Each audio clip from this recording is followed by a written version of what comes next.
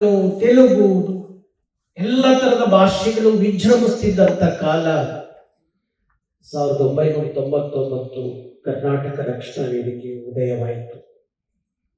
ಇವತ್ತು 26 ವರ್ಷ, 78 ಲಕ್ಷ ಕಾರ್ಯಕರ್ತರು ಇಡೀ ರಾಜ್ಯದಲ್ಲಿ ಕೆಲಸ ಮಾಡ್ತಾರೆ. ನಮ್ಮಪ್ಪ ಯಾವಾಗಲೂ ನನಗೆ ಹೇಳೋರು,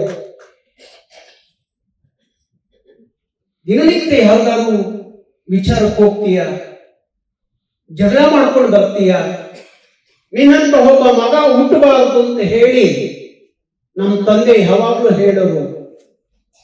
ಆ ಮಾತು ನನಗೆ ಯಾವಾಗಲೂ ಮನಸ್ಸಲ್ಲಿ ಕೊರಗ್ತಾ ಇದೆ. ಅದೇ ನಮ್ಮ ಅಪ್ಪಾಜಿ ಒಂದು ಮಾತು ಹೇಳಿದ್ರು, ಮಗನೇ ನೀನು ಜನ್ಮ ಕೊಟ್ಟಿದ್ದಕ್ಕೆ ಸಾರ್ಥಕವಾಯಿತು ಮಗನೇ. ಹಿಂದೆ ಇಂಥವ್ರ ಅಪ್ಪ ಅಂತ ಹೇಳ್ತಾ ಇದ್ರು, ಇಂಥವ್ರ ಮಗ ಅಂತ ಹೇಳ್ತಾ ಇದ್ರು. ಈಗ ನಾನು ಅರಸೀಕೆರೆಯಲ್ಲಿ ಓಡಾಡ್ತಿದ್ರೆ ನಾರಾಯಣಗೌಡ್ರ ಅಪ್ಪ ಅಂತ ಹೇಳ್ತಾರೆ. ಸಾರ್ಥಕವಾಯಿತು ನಿಮ್ಗೆ ಜನ್ಮ ಕೊಟ್ಟಿದ್ದಕ್ಕೆ ಅಂತ. ಬಹುಶಃ ನನ್ನ ಅಪ್ಪ ಕೊಟ್ಟ